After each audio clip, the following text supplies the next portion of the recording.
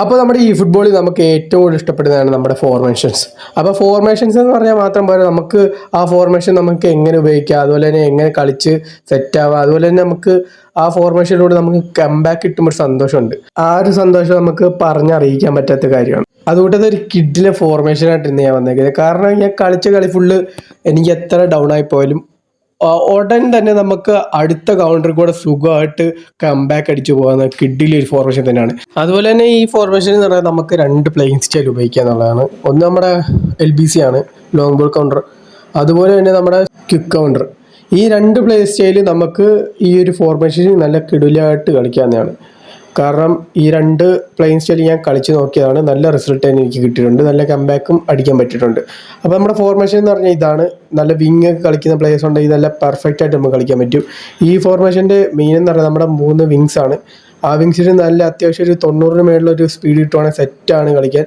അതുപോലെ തന്നെ ഇത് വെച്ച് നമുക്കാണ് ലിങ്ക് അപ്ലൈ ചെയ്തും കളിക്കാം.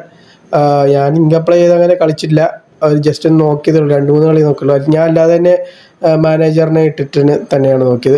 അപ്പോൾ ഞാൻ പറയുന്നത് വെച്ചാൽ നമ്മളെ 3 ഫ്രണ്ട് എന്ന് പറഞ്ഞാൽ left wing, right wing, CF, ഇവർക്ക് 3 പേർക്ക് ഒരു മിനിമം ഒരു 90 മേലുള്ള സ്പീഡ് ഉണ്ടെങ്കിൽ പക്കയാണ്. അതുപോലെ തന്നെ നമ്മുടെ AMF ആണെങ്കിലും സെൻട്രൽ മിഡ്ഫീൽഡർ ആണെങ്കിലും അവർക്ക് ഒരു മിനിമം ഒരു 80 മേളിൽ 88 ഒക്കെ വേണം. ഞാനിത് ഗ്രാഫും പ്ലേയേഴ്സിനെയൊക്കെ കാണിച്ചു തരാം.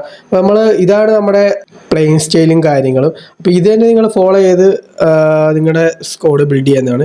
അപ്പോൾ ഞാൻ പറഞ്ഞതെന്ന് വെച്ചാൽ നമ്മുടെ ലെഫ്റ്റ് വിങ്ങും റൈറ്റ് വിങ്ങും മിനിമം നമ്മൾ 90 സ്പീഡ് മണ്ടയ്ക്കോട്ട് വേണം, അല്ലെങ്കിൽ നമുക്കൊരു ലാഗ് അടിക്കും.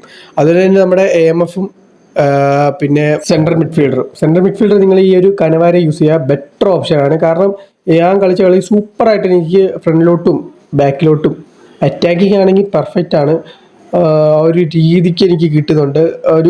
നമ്മളൊരു 4-2-4 ഫോർമേഷൻ ഇട്ട് കളിക്കുന്ന പോലെയാണ് എനിക്ക് ഈ ഫോർമേഷൻ ഞാൻ കളിച്ചപ്പോൾ എനിക്ക് കിട്ടിയത്. കാരണം ആ ഒരു സെൻട്രൽ മിഡ്ഫീൽഡർ നമുക്ക് ഫ്രണ്ടിലോട്ട് ബാക്കിലോട്ട് സപ്പോർട്ട് ചെയ്യും. പിന്നെ ബാക്കിയുള്ള ഡിഫൻസും എല്ലാം നമുക്ക് അറിയാമല്ലോ. ഇതാണ് നമ്മുടെ, അതുപോലെ തന്നെ ഇൻഡിവിജ്വൽ ഇൻസ്ട്രക്ഷനാണിത്. ഇത് നിങ്ങൾക്ക് ഫോളോ ചെയ്ത് ഇതുപോലെ തന്നെ നിങ്ങൾക്ക് ഫോളോ ചെയ്യാവുന്നതാണ്, നല്ല റിസൾട്ട് തന്നെ കിട്ടുന്നതാണ്. അപ്പോൾ നമ്മുടെ LBC ആണെങ്കിലും QC ആണെങ്കിലും നല്ല വൃത്തിയായിട്ട് നമുക്ക് കംബാക്ക് അടിക്കാനും അതുപോലെ തന്നെ നന്നായിട്ട് പാസ് ചെയ്ത് കളിക്കാനും പറ്റിയൊരു കിട്ടിലെ ഫോർമേഷൻ തന്നെയാണ്. അപ്പോൾ നിങ്ങൾക്ക് വീഡിയോ യൂസ്ഫുൾ ആണെങ്കിൽ അടുത്ത വീഡിയോയ്ക്ക് വേണ്ടിയിട്ട് വെയിറ്റ് ചെയ്യുക, സബ് ചെയ്യുക, ലൈക്ക് ചെയ്യുക.